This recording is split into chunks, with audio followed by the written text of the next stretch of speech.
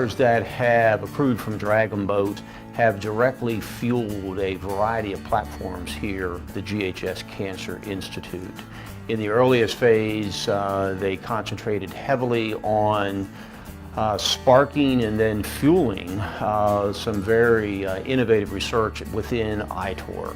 And one of the best examples is that of Kiatech, where a seed grant from Dragon Boat dollars actually began an ovarian cancer project and has allowed them to be the recipients of highly competitive cancer research dollars, for example, from the National Cancer Institute. Kiatech is a company that specializes in three-dimensional cell culture. But if you boil down our mission, the goal is really just to improve oncology patient lives.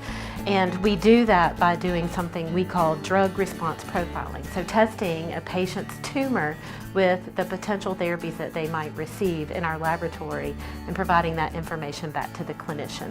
So I was diagnosed with cancer in 2010 while I was a junior at Clemson University, and had surgery over spring break, and then did chemotherapy in the summer after I finished the spring semester. And then went ahead and graduated. Now I work for a cancer research company. Lilia actually brought up Dragon Boat to me, and I actually hadn't heard a lot about it, but when I did hear exactly what it was all about, it really related to me, and I wanted to get our team involved. We have been able to create programs that we think are innovative, highly supportive, and really have resulted in enriching the path of survivorship in ways that would be entirely impossible without those dollars to begin with. I was diagnosed with early stage thyroid cancer when I was a junior in college.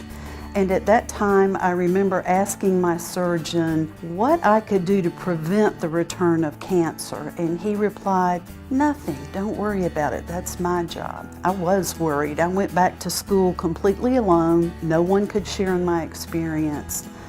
And I was terrified.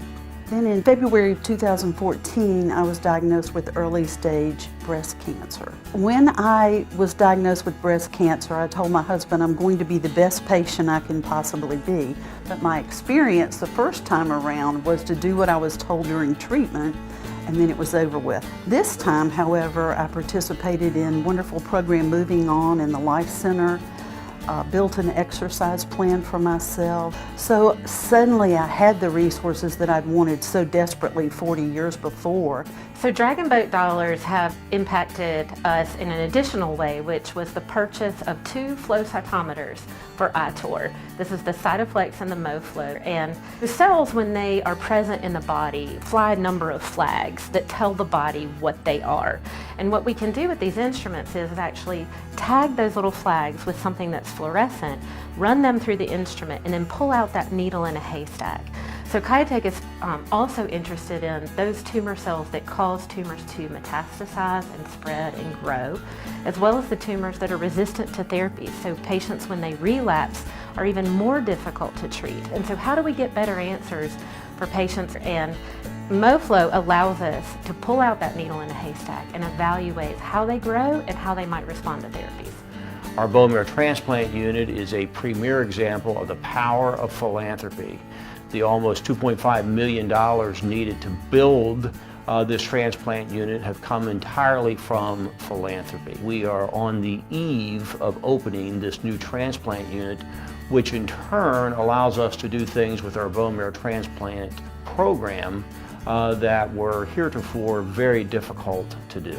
The first transplants, the first so-called bone marrow transplant or blood stem cell transplant, we did here at GHS in 1992, and those typically were what we call auto transplants, where the stem cell originates from the patient themselves.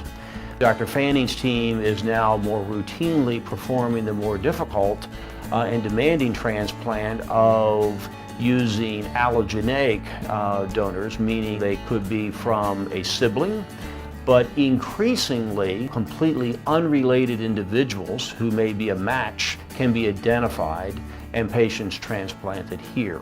I do wonder if cancer is in my future again, but I know I'm in the right place if it is.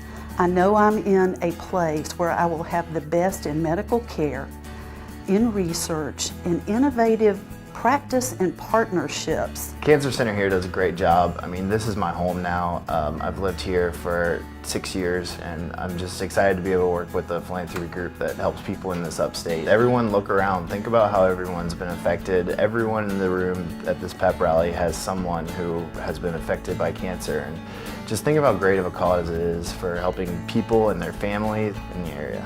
Hopefully, the person who hears this will never be a cancer patient themselves, but someone they know will be.